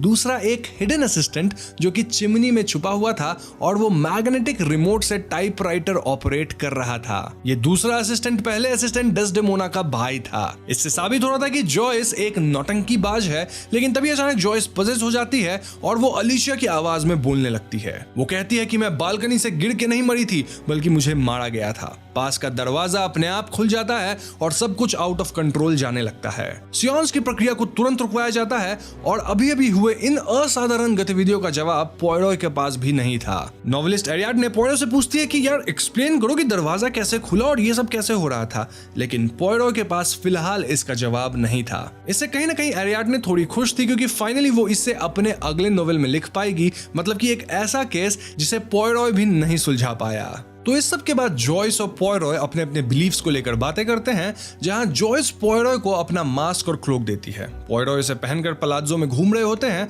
जब उन्हें कुछ फ्रेश एप्पल्स पानी में दिखते हैं। पॉयरो इन्हें खाने की कोशिश करते हैं कि तभी अचानक से कोई उन्हें पानी में डुबोने की कोशिश करता है। पॉयरो इससे ऑलमोस्ट मारे जाते हैं, लेकिन अचानक ही वो अटैकर यहाँ से भाग निकलता है और इस घटना के ठीक 2 मिनट के अंदर हम देखते हैं कि जॉयस घर के एक दूसरे बालकनी से गिरती है और वो एक स्टैचू से इंपेल होके मारी जाती है। इस इंसिडेंट से सबके होश हवास एकदम उड़ जाते हैं और यहाँ सब मानने लगते हैं कि घर के अंदर जो बच्चों की स्पिरिट है वही ये सब कर रही है। देखा जाए तो मीडियम बनने से पहले जॉयस एज ए नर्स काम करी थी, तो ये बच्चे इस घर में डॉक्टर या नर्स को जिंदा नहीं छोड़ते। कहीं ना कहीं ये थियरी भी टिकमार्क हो रही थी। इतने कौतूहल को देख पॉयरो तुरंत घर को चारों तरफ से लॉक कर देते हैं एंड देन वो कहते हैं कि कातिल हमारे ही बीच है, जिसका पता मैं सुबह तक लगा के रखूंगा। तब तक कोई भी घर से बाहर नहीं जा सकता और पुलिस भी नहीं आएगी। तो इस तूफानी रात में पॉयरो सभी से बात करना शुरू करते हैं और उन्हें यहाँ सब के बारे में कई बातें पता चलती है जो मैं आपको एक एक करके बताऊंगा। सबसे पहले वो रोविना से बात करते हैं, जहाँ रोविना कहती है कि कैसे वो अपनी बेटी से बहुत प्यार करती थी। इसी घर में ऊपर उनका एक सीक्रेट गार्डन था जहाँ वो लोग काफी समय बिताया करते थे। इस गार्डन में वो बहुत छोटा सा बी फार्मिंग करती थी, जहाँ वो बीज से हनी निकालती थी, देन प्लांट्स को रखती थी इत्यादि। लेकिन अलीशिया के जाने के बाद वो पौधों को पानी देना बंद कर दी है और सारे पौधे खत्म हो गए। इनफैक्ट बीज भी सारे मारे गए या फिर चले गए। ये सब उस कमबख्त मैक्सिम की वजह से हुआ है, क्योंकि वो अलीशिया को पैसों के लिए छोड़ दिया, जिससे अलीशिया इतनी मेंटली डिस्टर्ब हो गई। फिर अलीशिया को बच्चे दिखने लग गए इस घर में, जो कि ऑब्वियसली इस घर के पास से जुड़ा है, और अंततः उन बच्चों की वजह से ही अलीशिया मारी गई। नाउ रोविना से बात करने के बाद पॉयरो दूसरों को इंटरव्यू करते हैं, जहां उन्हें पता लगता है कि जॉयस के असिस्टेंट डेस्डेमोना और उसका भाई निकोलस एक्चुअली में रोमानी रेफ्यूजीज थे। इनका बचपन बहुत गरीबी और दुख में बीता था और जब से ये दोनों जॉयस के लिए काम करना शुरू किए तब से इनकी जिंदगी बेटर हुई है, मतलब ठीक ठाक पैसे मिलते हैं। इनके लाइफ का एम था कि पैसे इकट्ठा करके ये दोनों अमेरिका में मिसूरी जाएंगे और वहीं अच्छी जिंदगी बिताएंगे। डेस्डेमोना का कहना था कि जॉयस के साथ मिलकर ये लोग सिर्फ फेक सियोन्स करते थे और जॉयस उसके भाई निकोलस के साथ हल्का फ्लर्ट करके उससे अपना काम निकलवाती थी। इनफैक्ट हम देख भी पाते हैं कि कैसे निकोलस को जॉयस पे काफी भरोसा भी था। खैर आगे हम बात करते हैं फैमिली डॉक्टर फेरियर की। वो आर्मी डॉक्टर हुआ करते थे और वो अपने एक्सपीरियंसेस से ट्रॉमेटाइज्ड हैं। वो लिबरेशन ऑफ बर्गन बेल्सन वाली जंग में थे, जहां उनके ट्रीटमेंट के बाद बेसिकली वो मिल्क वगैरह कुछ पिला दिए थे सोल्जर्स को जो इंजर्ड थे। तो हाँ, इसके बाद कई सोल्जर्स बच नहीं पाए थे और वो आज तक उस एक्सपीरियंस से परेशान रहते हैं। वो एकदम भी नॉर्मल नहीं थे और वो डॉक्टरी की प्रैक्टिस भी नहीं करते थे। और क्योंकि रोवेना उनकी फैमिली फ्रेंड थी तो इसीलिए वो अलीशा वाले केस में पार्टिसिपेट किए, उसके रिपोर्ट्स वगैरह को देखे। फिर ये इतना परेशान रहते थे कि उन्हें उनका बेटा लियोपोल्ड संभालता था। लियोपोल्ड छोटा बच्चा था जो कि काफी समझदार था, काफी स्मार्ट भी, और वो अपने पिता की देखरेख करता था। लियोपोल्ड का कहना था कि इस पलाज़ो में वो भी बच्चों के स्पिरिट्स की आवाज सुन सकता है। इनफैक्ट हम देख पाते हैं कि लियोपोल्ड काफी सीक्रेटिव सा था। खैर अगले गेस्ट की बात करने से पहले आप लोग ये जान लो कि पलाज़ो में अब पॉयरो को भी अलीशा की घोस्ट कहीं ना कहीं दिखने लग गई थी और वो भी थोड़ा मानने लगे थे कि यहाँ कुछ तो असाधारण है। उन्हें कुछ आवाजें भी क्लियर सुनाई देती थी जो कि किसी और को सुनाई नहीं दे रही थी। एनीवेज आगे घर में डॉक्टर फेरियर और मैक्सिम में हाथापाई छिड़ जाता है और इस लड़ाई में फेरियर मैक्सिम को मार भी सकते थे, लेकिन लियोपोल्ड उन्हें शांत करता है। इसके बाद फेरियर को एक कमरे में बंद कर दिया जाता है जिसकी इकलौती चाबी पॉयरो के पास थी। यहाँ इन्हें घर में एक सीक्रेट बेसमेंट भी मिलता है जो कि शायद वही जगह था जहाँ पुराने जमाने में डॉक्टर्स और नर्सेज ने ऑर्फनेज वाले बच्चों को कैद किया होगा। इसे देख सबका बिलीफ और स्ट्रॉन्ग होने लगता है कि हो ना हो ये घर सचमुच हॉन्टेड है। खैर आगे पॉयरो हाउस हेल्प ओल्गा से बात करते हैं जो कि काफी रिलीजियस थी। ओल्गा पहले से ही अलीशा को बहुत चाहती थी और वो ये सियोन्स वगैरह के बहुत अगेंस्ट थी। ऐसा इसलिए क्योंकि वो पहले नन टाइप थी, लेकिन जब उसे एक लड़के से प्यार हुआ तब वो रिलीजन से थोड़ी दूर हो गई। फिलहाल वो यहाँ एज ए हाउस हेल्प काम करती है, और क्योंकि वो रिलीजियस है तो यहाँ सोचने वाली बात है कि ओल्गा सियोन्स वगैरह के बिल्कुल खिलाफ होगी। स्टिल वो अलीशिया के सियोन्स को अटेंड करी ही क्यों थी? वेल, ये एक बहुत बड़ा क्वेश्चन है जिसका जवाब आपको आगे मिलेगा। तो इसके बाद पॉयरोय मैक्सिम को इंटरव्यू करते हैं, जहां मैक्सिम अपना पॉइंट ऑफ व्यू बताता है। मैक्सिम के मुताबिक वो अलीशिया को बहुत प्यार करता था, लेकिन उनके रिलेशनशिप से रोवेना खुश नहीं थी। रोवेना टैंट्रम वगैरह शो करते हुए अपने सीक्रेट गार्डन को उजाड़ दी थी। देन वो घर छोड़ के डच वगैरह कहीं तो चली गई थी, और अलीशिया अपनी मॉम को लेके काफी परेशान रहती थी। वो अपनी मॉम के पीछे पीछे ही भाग रही थी, और इस सबसे मैक्सिम को कहीं ना कहीं पता चल गया था कि अलीशिया अपनी पूरी लाइफ कहीं ना कहीं अपनी मॉम को ही अपनी बिगेस्ट प्रायोरिटी मानती चलेगी, और ऐसे में वो अपने मॉम के पीछे ही ऐसे भागती रहेगी। तो देखा जाए तो इनकी जिंदगी आगे भी अनस्टेबल ही रहेगी, जहां अलीशिया बस अपनी मॉम की केयर करेगी। तो इन्हीं थॉट से परेशान होकर मैक्सिम उससे अपना रिश्ता तोड़ा था, ना कि पैसों की वजह से जैसा बाकी लोग कह रहे थे। एनीवेज, इसके बाद पॉयरोय अपने बॉडीगार्ड विटाले और नोवेलिस्ट अरियाडने से भी बात करता है। यहाँ पॉयरोय डिड्यूस कर लेता है कि अरियाडने और विटाले मिलकर काम कर रहे हैं। दरअसल जब अलीशिया की मौत हुई थी तब जिस इंस्पेक्टर ने इस केस को देखा था वो और कोई नहीं बल्कि विटाले था। ऐसे में विटाले के पास इस केस की पूरी नॉलेज थी, और वो इसकी जानकारी अरियाडने को दिया। अरियाडने ये सब मीडियम जॉयस को बताई थी, तभी जॉयस को केस से जुड़ी सारी बातें पता थी। यही वजह है कि जॉयस अलीशिया की आवाज वगैरह निकाल रही थी, वो सब नौटंकी कर रही थी। देन सियोन्स के टाइम जो दरवाजा खुला था वो अरियाडने एक वायर की मदद से खोली थी। उस टाइम अलीशिया का एक फेवरेट डॉल भी गायब हुआ था, और ये काम भी अरियाडने का ही था। अब अरियाडने ऐसा इसलिए कर रही थी क्योंकि उसकी पिछली 3 बुक्स फ्लॉप हुई थी। अगर इस बार इस केस को पॉयरोय सॉल्व नहीं कर पाता तो वो अपना किताब लिखती कि कैसे वो पॉयरोय को बेवकूफ बनाई। ऑब्वियसली पॉयरोय के नाम से ये वाली किताब काफी चल जाती, साथ ही निगेटिव पब्लिसिटी भी होती उसकी। तो भैया निगेटिविटी तो बिकती है। और पॉजिटिव एंड पे देखा है तो अरियाडने का नाम भी होता कि भैया वो पॉयरोय से भी ज्यादा स्मार्ट है। तो यही अरियाडने का प्लान था, लेकिन पॉयरोय तो भैया है सबसे तेज। वो इजीली समझ गए कि जॉयस, अरियाडने और विटाले मिलकर काम कर रहे थे। लेकिन यहाँ एक बात क्लियर थी कि जॉयस या एलिस के कत्ल में इनका कोई हाथ नहीं था। यानी कि भले ही अरियाडने और विटाले के मोटिव के बारे में हमें पता चल गया है, लेकिन कातिल का पता अब तक किसी को नहीं चला है। तभी अचानक हमें पता लगता है कि डॉक्टर फेरियर को किसी ने चाकू से मार डाला है। लेकिन यहाँ आश्चर्य वाली बात यह थी कि उनका कमरा तो लॉक था, जिसकी एकमात्र चाबी पॉयरोय के पास थी। उस कमरे में कहीं और से कोई एंट्री भी नहीं थी। इनफैक्ट मौत के वक्त भी वो कमरा लॉक्ड ही था। तो आखिर फेरियर को किसने मारा?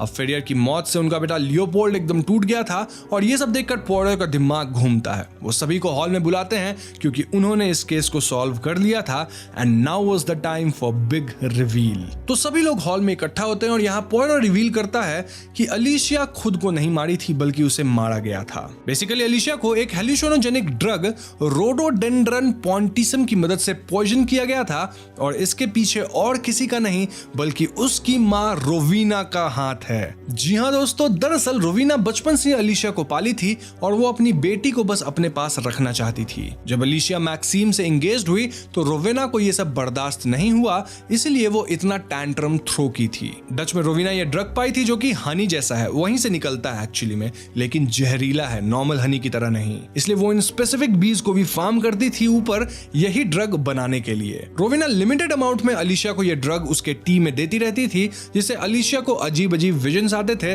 लाइक बच्चों के visions and all that. In fact Poirot को भी घर में अलीशिया के घोस्ट दिख रहे थे, क्योंकि रोवेना उनके चाय में भी ये ड्रग मिलाई थी। यानी पॉयरोय भी हेलुसिनेट कर रहे थे। रोवीना अलीशिया को एकदम कमजोर रखती थी और उसे बस अपने पास रखती। इनफैक्ट वो बहुत ध्यान रखती थी कि अलीशिया पागलपन में कुछ उल्टा सीधा ना करे। तो एक रात अलीशिया का ध्यान ओल्गा रखने आती है और रोवेना रेस्ट लेने जाती है। तभी अलीशिया हेलुसिनेट करती है, और बेचारी ओल्गा को कुछ पता नहीं था, तो वो अलीशिया के टी में वही हनी मिला देती है, लेकिन बहुत ज्यादा मात्रा में। इसे पीकर अलीशिया की वही मौत हो जाती है, और जब रोवेना को यह पता लगता है तो वो डर जाती है। इसलिए वो चाइल्ड स्पिरिट्स वाली कहानी बनाती है और अलीशिया की लाश को बालकनी में से फेंक देती है नीचे लेक में। अब याद है मैंने आपको बताया था कि ओल्गा सियोन्स को परफॉर्म करने आई थी, जबकि वो इस सबसे डरती थी, वो बहुत रिलीजियस है, इसको मानती नहीं थी। यही रीजन है, ओल्गा को कहीं ना कहीं गिल्ट फील हो रहा था कि उसके केयर में अलीशिया मारी गई, तो वो इस सियोन्स के माध्यम से अलीशिया की स्पिरिट से माफी मांगने आई थी। खैर, तो अब अलीशिया मर चुकी है और उसको इंस्पेक्ट करने डॉक्टर फेरियर आए थे, लेकिन फेरियर रोवेना के प्यार में पागल था। साथ ही वो अजीब ही इनस्टेबल था और एक इनकेपेबल डॉक्टर भी था। पहले भी वो कांड कर चुका था वॉर में, जहां उसके कारण कई सोल्जर्स मारे गए थे। ऑल्दो वो लोग अनट्रीटेबल थे, बट स्टिल डॉक्टर कुछ खास कर नहीं पाया था। तो हम कह सकते हैं कि डॉक्टर इनकेपेबल भी था, अनस्टेबल भी था, मेंटली भी साउंड नहीं था, और इसी का फायदा उठाई रोवेना। तो ऐसे हालत में जब डॉक्टर था तो उससे मौत का कारण नजरअंदाज करवाना रोवेना के लिए कोई बड़ी बात नहीं थी। बट प्रॉब्लम तब शुरू हुई जब किसी को तो रोवेना का सच पता लग गया और वो रोवेना को ब्लैकमेल करके उससे पैसे लेने लगा। इनफैक्ट केस की डिटेल्स जॉयस तक भी पहुंच गई थी, इसलिए रोवेना एक सियॉन्स रख के सबको इनवाइट की ताकि वो अपने ब्लैकमेलर को भी मार सके। याद है जब कोई तो पॉयरॉय पे अटैक किया था? वेल वो रोवेना ही थी, और उस वक्त पॉयरॉय जॉयस वाली मास्क और क्लोक पहने थे, तो रोवेना को लगा था कि वो जॉयस है। जैसे ही रोवेना को पता लगा कि अरे मैं तो पॉयरॉय को मार रही हूँ, वो फौरन वहां से भागी और जॉयस को मार के ऊपर से नीचे गिरा दी। देन रोवेना का शक था कि अगर जॉयस नहीं तो डॉक्टर फेरियर उसे ब्लैकमेल कर रहे होंगे, इन्हीं दो में से कोई हो सकता है। इसीलिए वो इंटरनल लाइन से उन्हें कॉल करती है उनके बंद कमरे में। देन वो फेरियर को कहती है कि तुम खुद को चाकू से मार लो, वरना मैं तुम्हारे बेटे लियोपोल्ड को मार दूंगी, जो कि अभी मेरे पास है। फेरियर अपने बेटे लियोपोल्ड को बचाने के लिए खुद को मार लिए थे, और सबको ऐसा लगा मानो फेरियर को कोई और मारा है। और यहाँ एक अजीब सी मिस्ट्री भी आ गई कि रूम का तो एक ही चाबी था, तो अंदर रूम में गया कौन, मारा कौन, एंट्री कैसे हुई, ऑल दैट। बेसिकली इन सब मौतों के पीछे रोवेना का हाथ था, और वो इस तरह से सब कुछ प्लान की थी मानो इस घर में बच्चों की स्पिरिट्स है जो सब कुछ कर रही है। रोवेना का पोल खुल चुका था, और ऐसे में वो बालकनी की तरफ भागती है। पॉयरो उसके पीछे जाते हैं, और यहाँ पॉयरो को रोवेना के पीछे अलीशिया की आत्मा फिर से दिखती है। ये आत्मा रोवेना को खींच के नीचे गिरा देती है, जिससे रोवेना पानी में गिरती है, जहां उसकी डूब के मौत हो जाती है। हम यहाँ अलीशिया की आत्मा को देखते हैं जो रोवेना को पानी में खींच के अंदर ले जा रही थी। तो फाइनली अब ये केस सॉल्व हो चुका था, और पॉयरो नोवेलिस्ट एरियाडने से अपनी दोस्ती तोड़ लेते हैं। वो विटाले को भी फायर कर देते हैं, ऑल्दो वो इन दोनों की रिपोर्ट पुलिस को नहीं करते, क्योंकि देखा जाए तो ये लोग बस प्लानिंग प्लॉटिंग किए थे अपने मकसद के लिए, कोई कत्ल या फिर कोई ऐसा बड़ा क्राइम नहीं किए थे। अब इस पॉइंट तक भी एक बात क्लियर नहीं हुई थी कि रोवेना को पैसों के लिए ब्लैकमेल कर कौन रहा था। आई मीन फेरियर ये काम नहीं कर रहे थे, वो इतना मेंटली स्ट्रांग थे ही नहीं, ना ही ये काम जॉयस का था। वेल यहाँ पॉयरो छोटे लियोपोल्ड को देखते हैं और कहते हैं कि तुम कभी अपने आप को गलत मत समझना। यहाँ हमें पता लगता है कि ये छोटा बच्चा लियोपोल्ड एक्चुअली में रोवेना को ब्लैकमेल कर रहा था। जी हाँ दोस्तों, तेज लियोपोल्ड इस केस को पहले ही सॉल्व कर चुका था, क्योंकि वो अपने डैड के पास पड़ी मेडिकल रिपोर्ट्स को देखा था। लियोपोल्ड समझ गया था कि अलीशिया जहर की वजह से मारी गई है, और इन चीजों को उसके पिता नोट्स में मिस कर गए हैं। इनफैक्ट वो इसको रोवेना से लिंक कर पाया, क्योंकि रोवेना का फर्स्ट स्टार्टिंग रोल था as Aspasia in Mitridate re di Ponto, named after its lead character Mithridates, जिसे किंग ऑफ पॉइजन्स भी कहा जाता है। अपने आप को इनोसेंट बताने के लिए लियोपोल्ड कहता था कि वो भी स्पिरिट्स को सुन सकता है, जबकि ऐसा कुछ नहीं था। उसे क्लियरली पता था कि रोवेना ही अलीशिया को मारी है पॉइजन करके। तो ऐसे में लियोपोल्ड ब्लैकमेल करना शुरू कर दिया था रोवेना को, और उसे पैसा इसलिए चाहिए था ताकि वो अपने अनस्टेबल पिता का इलाज करवा सके, या एटलीस्ट उनकी दवा को अफोर्ड कर सके। लियोपोल्ड कुछ गलत नहीं कर रहा था, वो बस एक कातिल को ब्लैकमेल कर रहा था, लेकिन उसे थोड़ा गिल्ट था कि मे बी उसी के इस ब्लैकमेल की वजह से आज उसके पिता मारे गए। उसके गद्दे में आज भी ढेर सारे पैसे थे, और पॉयरो कहता है कि इन पैसों से तुम अपना फ्यूचर ब्राइट बनाओ, तुम कहीं ना कहीं मेरी तरह एक स्मार्ट बच्चे हो और तुम्हारी इसमें कोई गलती नहीं है। लियोपोल्ड का ख्याल अब ओल्गा रखेगी, और उन पैसों में से ही थोड़ा पैसा इस्तेमाल करके ओल्गा जॉयस के असिस्टेंट जो थे ना, सिबलिंग्स, उन्हें भी अमेरिका के मिजूरी भेज देगी। इन द एंड सब कुछ ठीक हो चुका था, और अब पॉयरो फिर से केसेस लेना शुरू कर दिए, यानी वो रिटायरमेंट से बाहर आ चुके हैं। यहाँ हमें बस एक कंफ्यूजन के साथ छोड़ा जाता है कि क्या घर में सचमुच अलीशिया की आत्मा थी। आई मीन पॉयरो ने अलीशिया के घोस्ट को देखा था, लेकिन हाँ वो ड्रग की वजह से हेलुसिनेट हुए होंगे, लेकिन जब मूवी के एंड में वो अपनी जगह पे वापस आते हैं तो उनका कप ठीक वैसे ही रखा था जैसे अलीशिया के कमरे का कप था, डिपिक्टिंग कि यहाँ आत्मा का भी थोड़ा खेल हो सकता है। इनफैक्ट पानी में जब डूब रही थी अलीशिया की मॉम, तो हम क्लियरली देखे थे कि अलीशिया की आत्मा उन्हें नीचे खींच रही थी। वैसे देखा जाए तो पॉयरो तो इन सब में बिल्कुल नहीं मानते, नहीं मैं मान रहा हूँ, लेकिन आपकी थियरी अलग हो सकती है, तो कमेंट सेक्शन का इस्तेमाल करके अपनी थ्योरी जरूर बताइएगा। तो बस यहीं पे मूवी खत्म और वीडियो भी खत्म।